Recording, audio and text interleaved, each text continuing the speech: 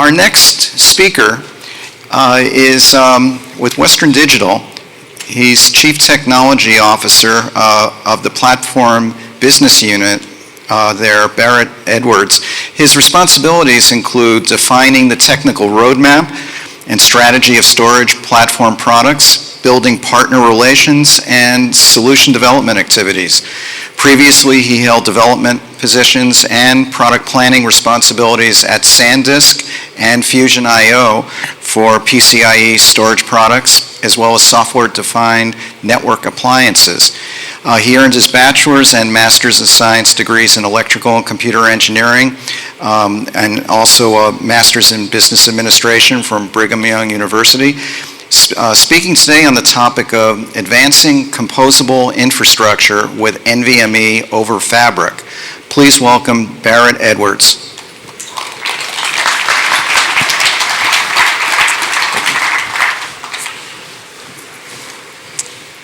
Thank you, Jay.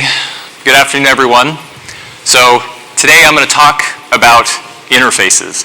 So since the invention of NAND flash over 40 years ago now, we collectively, as an industry, have created many different interfaces for NAND flash. Now, each one of these interfaces is necessary to support the growth of NAND flash in a variety of industries and environments. Now, each one of these interfaces has unique characteristics that are tailored to their specific application environment.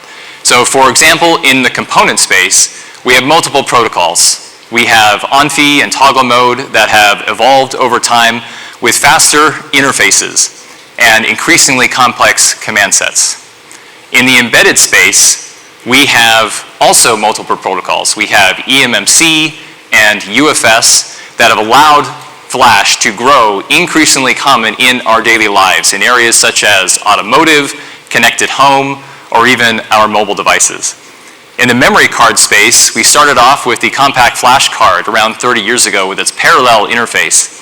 That gave way to the SD card interface with its unique serial bus. And now we have modern SD cards that have multiple lanes of PCI Express for incredible amounts of throughput and connectivity. So common to all of these interfaces is that they are continually adapting, changing over time to new and emergent market needs. And so nowhere is this more true than in the enterprise flash space. So when we introduced enterprise flash, we used existing storage protocols of the day. These were SATA, SAS, and Fiber Channel. Now, these interfaces weren't necessarily the best for NAND flash, but they were needed for backward compatibility, as the prevailing storage architecture of the day was to put your data and protect your data in an external storage array, or a SAN. Now, in a SAN-based architecture, you have hard drives that are in an external enclosure that's attached using SAS or Fiber Channel to a pair of head controller nodes running software. And that software running on those head controller nodes provides all of your data protection, your RAID, it provides data management features like thin provisioning and snapshots. Now, over many years of time, this became a very trusted and proven architecture. Now, when flash was introduced, it was not a trusted media. This is back even in the SLC days where everyone was worried about their NAND flash burning out. So when flash was deployed, it was originally put as a read cache inside some of those host controller nodes. So if you sent a read to your SAN, it would first take a look in flash. If it was there, it'd return it. If not, it'd go back to the backing store hard drives. And so with flash deployed in this kind of architecture, we saw a little bit of performance improvement, but not any amounts of substantial change. So then, as flash became more economical, we saw the emergence of the all-flash array. The architecture was still very similar. We just replaced SAS hard drives with SAS SSDs in a slightly smaller physical enclosure. So now with all of that performance of NAND flash, we did see performance improve, but we also started to see some of the cracks in this architecture. Those two host controller nodes running software can only expose so much performance out to those applications. And then came PCIe. When PCIe was launched, now about 15 years ago, it was a very different environment than where we are today. So PCI Express back then, this is the Gen 1 timeframe. There was no hot swap, there was no NVMe, there wasn't even a 2.5-inch standard to take your flash, wrap it up, and put it in a drive on the front of the server. At that time, the only place we could deploy NAND flash was on a PCIe card in the back of the server that looked more like a NIC than it did an SSD. Now at that time, PCIe was an internal bus protocol. Yes, some people tried to use PCIe outside the server, and they quickly discovered that if you unplugged that PCIe cable or even bumped it, causing a momentary disconnect, your operating system was likely to crash. Now, we've come a long way since then in the PCI Express industry. PCIe is a much more robust protocol today than it was back then, but back then we needed something different for PCI Express. And that something different was HCI, or hyper-converged infrastructure. So HCI sidestepped some of the challenges that we had with PCIe-based flash because we didn't have to share it. We didn't have to use any external data cables. All of those drives were just used only locally within that server. And what we saw was a change in the industry. We saw a change in how we deploy servers, a change in how we deploy software and applications. So think about the significance of this. When we deployed enterprise flash with a legacy storage architecture, we saw performance improve, but not a lot of change in the industry. When we deployed flash with a new interface, being PCI Express, that could take advantage of all of the performance that NAND had to offer, we saw the industry change. Not just a little bit, a lot. So let's take a look a little bit more about HCI. So when you deploy a hyperconverged application, you typically deploy it with 3 nodes or 3 copies or 3 instances of your application, where you have 1 master and 2 or more replicas. So in this kind of architecture, all of the data protection, all the data transportation is done in software. So software takes care of any type of RAID that you're doing or any type of replication that you're doing. It handles also failure recovery, etc. So your hardware can be very simple. It doesn't have to be complex, doesn't have to have shared memory or battery-backed memory or any other type of special hardware. It can be a simple, low-cost commodity hardware. And so when you deploy that hardware, you have to estimate, well, how much resources do I need, not just at the beginning of life, but at the end of life. So when you deploy an application, let's say it's going to last from 3 to 5 years, you have to estimate, well, how much do I need at the end of the 5 years? How much CPU, how much DRAM, how much flash performance, how much flash capacity? And then you have to deploy all those resources on day 1. So one of the challenges that we see with HCI, or that architecture, is that you're going to run into low utilization challenges on day 1 because you're not fully utilizing your architecture. You haven't grown into it over time. And so those resources are stuck in that server. They're stranded. You can't reassign them. You can't give them to some other application. They're just kind of stuck there, idle, wasting power in a data center where power is increasingly becoming the currency of our operations. So solving these challenges about utilization is really what a disaggregated architecture is all about. So now in a disaggregated or a composable architecture, you still have those 3 application nodes running software. All of the data protection or data replication is still handled in software. The difference in a disaggregated model is we take those drives, we pull them out of the server, and we put them in an external shared enclosure. Now, once your drives or your resources are in that external enclosure, they can then share resources, not just where they're needed, but they can share them when they're needed. And once you have your storage in an external enclosure, you now can share that share the data that's in that enclosure with the rest of your applications as they scale and grow. So the technology that makes this possible is NVMe over Fabric. So NVMe over Fabric isn't new, not today. It's actually supported in-box in Linux today. It doesn't require any additional drivers or host application software to make it work. Now, originally, NVMe over Fabric used, at least on Ethernet, RDMA, which required a more complex but not an impossible network to set up and configure. Now, NVMe over Fabric supports TCP, and you can deploy NVMe over Fabric either on an RDMA-based network or on TCP, whatever you may choose.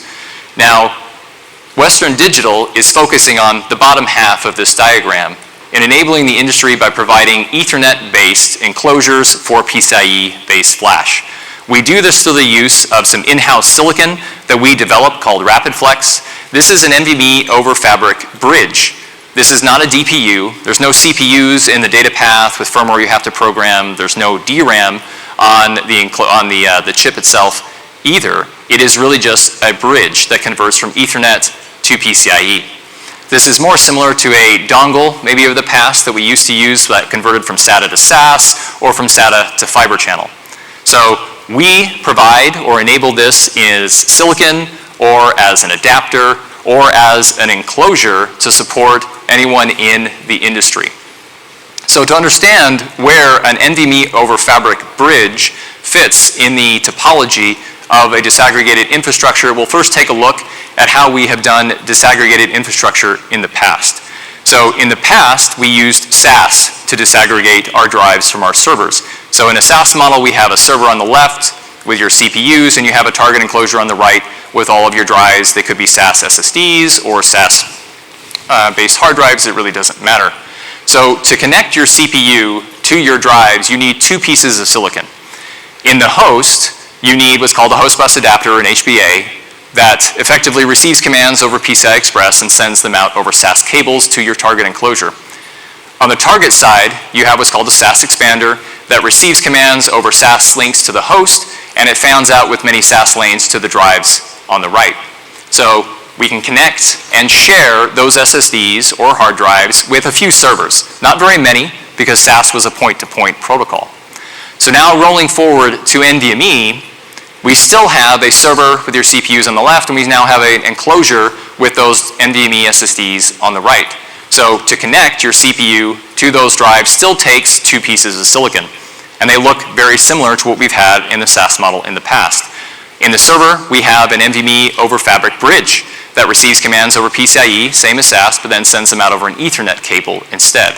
And then in the target enclosure, you have a bridge that receives commands over Ethernet and then fans out to multiple PCIe lanes to those drives in the enclosure. So again, very similar. We've just replaced SAS with Ethernet. But one change here is that now your flash is available not just to a few servers, but to any servers within your network domain. As Ethernet can be switched, and you can have many more servers connect to those individual drives. And this is where an NVMe over Fabric bridge like RapidFlex is positioned to enable. So let's take a look at a few options of where we can deploy those in a target enclosure. So in a target enclosure, you can take an NVMe over Fabric bridge, put it on an adapter card with 24 drives, and have it look very similar to a traditional storage enclosure.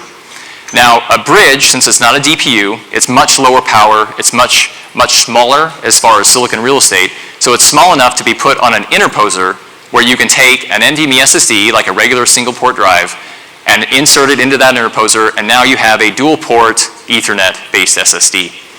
So the technology underlying this NVMe over Fabric bridge also is state machine based, meaning there's no firmware in that data path to write, so the IP can be copied very easily and pasted into an SSD controller itself, and now you can have an NVMe over Fabric or a native NVMe over Fabric SSD. So on the initiator side, you can also use it as if it was a host bus adapter. Now this isn't a NIC. It doesn't do normal network functions, like you're not going to use it to talk server to server. It's really just meant to talk to your storage enclosure. So it's more like a normal SAS HBA or like an iSCSI NIC that only talks to your storage. Now, shown in this diagram, I have these two pieces of silicon talking to each other over the network, but they don't have to be on the network talking to each other. With NVMe over Fabric as a standard, we now can talk to each other, or we can talk to other networking products from the industry, so you can use in the host maybe a network card from NVIDIA. It doesn't really matter. We're all standard NVMe over Fabric compliant. So now let's look a little bit at how we've evolved this interface for enterprise-based flash. In the beginning, we started with a SCSI protocol that sat on top of multiple physical transports, so those being SATA, SAS, or fiber channel. And then we saw the introduction of PCIe. Now, when PCIe was originally introduced, the vendors who provided these cards used a proprietary-based protocol to talk to those drives because there was no standard at that time. As PCIe flash grew in popularity, we saw the emergence of the NVMe standard.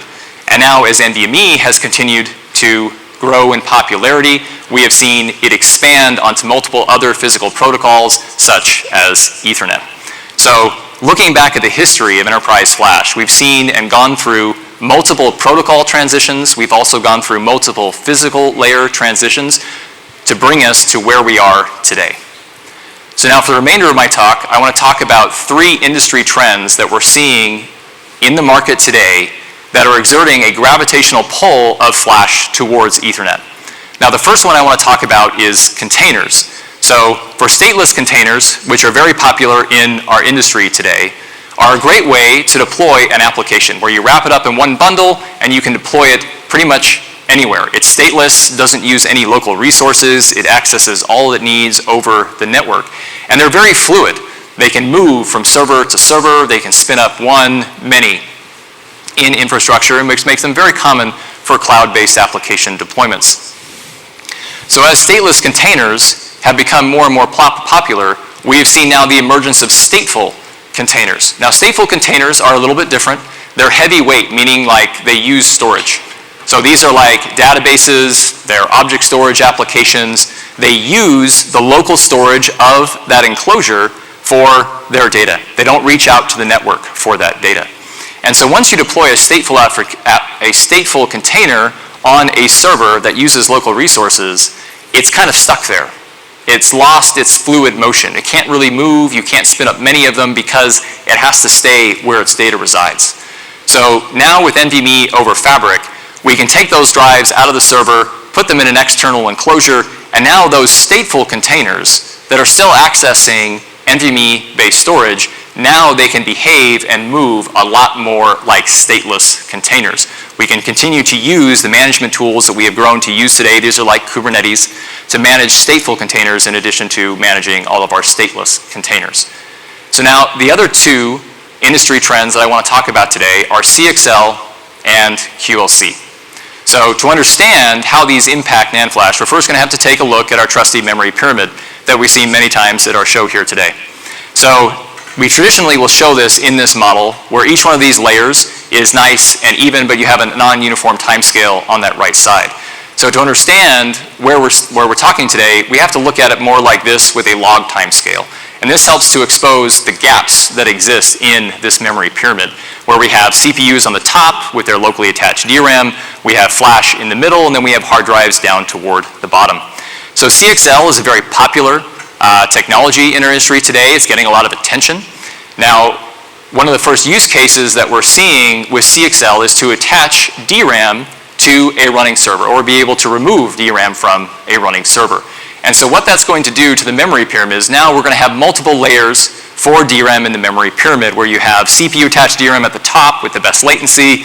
We have local CXL attached DRAM. This means we take DRAM, put it on a 2.5-inch drive, and we plug it into the front of the server. And then we have remote CXL attached DRAM that's attached over a cable to an appliance that has a bunch of memory drives in it. So the important thing to note for the flash industry is even though we're seeing DRAM come lower and lower on the memory pyramid, it's not actually encroaching on NAND flash. Putting DRAM on the CXL bus doesn't make it any cheaper, doesn't make it any more economical, so it's not going to displace NAND flash. We're still going to need NAND flash for those applications, but what it will do is affect where that NAND flash is located. And I'll talk about that more in just a minute. So the other thing that I need to cover before I leave this slide is QLC. So QLC is a different kind of transition, at least in the enterprise space, that we're seeing compared to the other bit depth transitions that we've gone through in the past. So when we move from SLC to MLC to TLC, we moved our primary data tier with it, meaning we had a database, we ran it on SLC, then we ran it on MLC, then we ran it on TLC. But now with the emergence of QLC, what we're seeing is something a little bit different. What we're seeing is a slightly lower tier emerge with that QLC-based NAND flash, especially when we see these large drives, the 64, 128 terabyte size drives that we're seeing in the industry today. These are positioned slightly lower in that memory pyramid with a slightly longer access time. Now, to understand what that will, how that will impact that flash in its location, we have to take a look at some example performance numbers. So first off, these are example numbers for illustration purposes. They're not indicative of any current or future Western Digital product. So if we look at a TLC-based drive, let's assume for discussion purposes that it has a T-read time of around 50 microseconds. Now this isn't the only amount of time it takes to get your data out of that flash. You have to transfer it across the NAND bus through the controller, you have to do a memory lookup in there, you have to transfer it across the PCIe bus and then through the host application stack. All that other time is wrapped up in that purple bar there on the slide. So if you took that TLC-based drive and you pulled it out of the server and you put it out on the network, you're going to incur a little bit of network overhead. Now, if you have a good solution, maybe this is around 6 microseconds or so. And that, with a TLC-based drive, would be about an 8% overhead compared to running it locally. So maybe it's a noticeable impact for a TLC-based drive. But now if we see the emergence of a slightly lower QLC tier, maybe let's say, for example purposes, that T-read time is slightly slower than than a TLC-based drive. So let's say it's 50% slower or so. Now, if you put that drive again out of the network, that 6 microseconds access time to go out over the network stays the same. But now the drive is slightly slower, so the overhead is slightly less. So now if we see this emergence of a bulk or a capacity or a read-only QLC tier that has a substantially longer time, now suddenly putting that drive out over the network doesn't make almost a noticeable difference at all. So when we move to a slightly lower NAND flash tier, Ethernet becomes more of an appropriate attach point for that type of media. So now going back to CXL and how it's going to impact where we attach NAND flash, we have to take a look at how it's deployed in the rack. So one of the form factors that we're seeing for CXL-based DRAM that's growing in popularity is a 2.5-inch drive or an E3, either a .S or a long form factor. The length really doesn't matter. What's important is that form factor is going to be slid into a bay on the front of the server. Now, prior to now, those bays were exclusively available for NAND flash. But now we have some competition for those bays on the front of the server. Now, CXL-based DRAM devices, for their performance profile, require a physically very short distance between the drive and the CPU. And so it needs to be on the front of that server. So where are we going to put NAND flash? Now again, DRAM's not going to displace NAND flash. We're still going to need NAND flash in that server. We may actually need more NAND flash than we can fit in there today, because if we add more DRAM to that server, we can run more workloads, we can run more data or require more data. So where is flash really going to fit at that point? So what we're going to see is the emergence of some bays for CXL, and then we're going to see a remote CXL network with attached either DRAM or accelerators like GPUs. So you're going to have a unified memory fabric supporting all of your memory-based devices. And then your storage is going to fit, again, on that more appropriate bus for its performance profile, and we feel that bus is Ethernet. So now you'll have a unified memory fabric and a unified storage fabric attaching both your flash and hard drive-based devices. So now looking back at all these interfaces for enterprise-based NAND flash, we've seen how they've evolved over time and adapted to continually market needs, and how this is no different than any of the other interfaces that we have for NAND flash. They're all continually evolving and changing to meet emerging market needs. So we'd like to invite you to visit us in our booth. We have some of our RapidFlex products on display. We'd love for you to come by, sit, and have a chat about how we can evolve the future of interfaces for enterprise flash together. I'd like to thank you for listening to this talk from Western Digital about infrastructure. We'd like to invite you to stay for the second talk from Western Digital, where Alper will talk about market, economic, and technical trends in our NAND flash industry. Thank you.